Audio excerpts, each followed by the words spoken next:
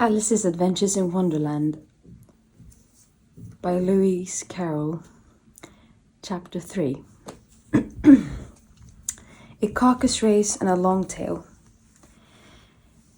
They were indeed a queer-looking party that assembled on the bank, the birds with draggled feathers, the animals with their fur clinging close to them, and all dripping wet, cross and uncomfortable.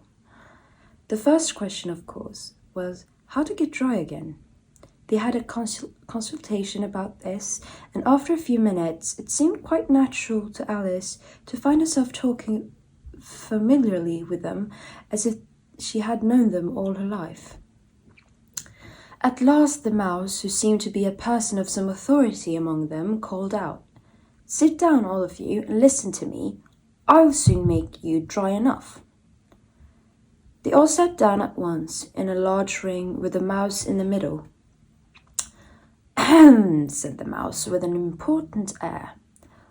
"Are you all ready?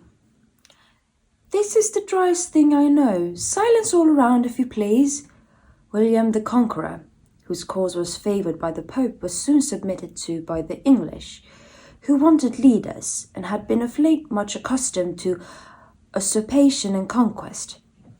Edwin and Morcar, the Earls of Mercia and Northumbria, said the Lorry with a shiver. And even Stigand and patriotic archbishops of Canterbury found it advisable. "Found what?" said the Duck. "Found it," the Mouse replied rather crossly. "Of course you know what it means." "I know what it means well enough. When I find a thing," said the Duck, "it's generally a frog or a worm. The question is, what did the Archbishop find?" The Mouse did not notice this question, but hurriedly went on, found it advisable to go with Edgar Atheling to meet William and offer him the crown. "How are you getting on now, my dear?" it continued, turning to Alice as if it spoke.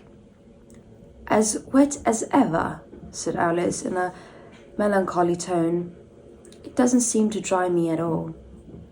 "In that case," said the Dodo solemnly, rising to its feet, "I move that the meeting adjourn for the immediate adoption of more energetic remedies." "Speak," said the Eaglet. "I don't know the meaning of half those long words, and what's more, I don't believe you do either." "What I was going to say," said the Dodo in an offended tone, "is that the best thing to get us dry would be a carcass race." "What is a carcass race?" said Alice. "Why," said the Dodo, "the best way to explain it is to do it."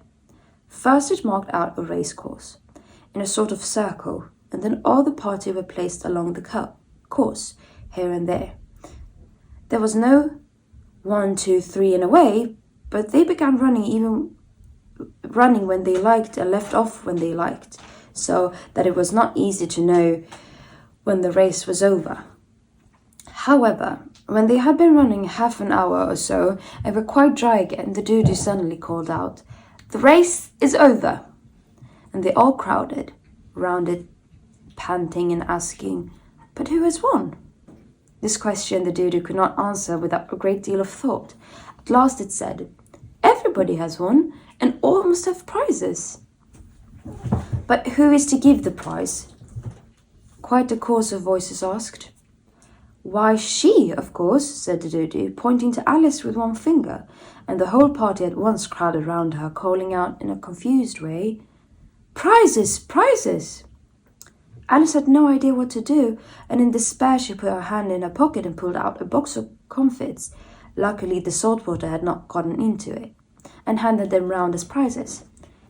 There was excitedly one apiece all round. The next thing was to eat the comfits. This caused some noise and confusion, as the large birds complained that they could not taste theirs, and the small ones choked and had to be patted on the back. However, it was over at last, and they sat down again in a ring and begged the Mouse to tell them something more. "You promised to tell me your history, you know," said Alice, "and why it is you hate C and D.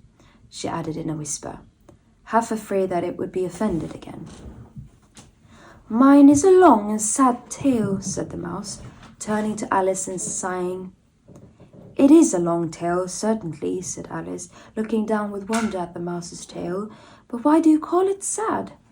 And she kept on puzzling about it while the mouse was speaking, so that her idea of the tale was something like this. Fury said to a mouse that he meant in the house, Let us both go to law. I will prosecute you. Come, I'll take no denial. We must have the trial, for really this morning I've nothing to do. Said the mouse to the cur, Such a trial, dear sir, with no jury or judge would be wasting our breath. I'll be judging, I'll be jury, said the cunning old Fury. I'll try the whole cause and condemn you to death. You are not attending, said the mouse to Alice severely. What are you thinking of? I beg your pardon, said Alice very humbly. You had got to the fifth bend, I think. You insult me by talking such nonsense, said the mouse, getting up and walking away. Please come back and finish your story, Alice called after it, and the others all joined in chorus. Yes, please do. But the mouse only shook its head impatiently and walked a little quicker. I wish I had Dinah or Cat here, said Alice.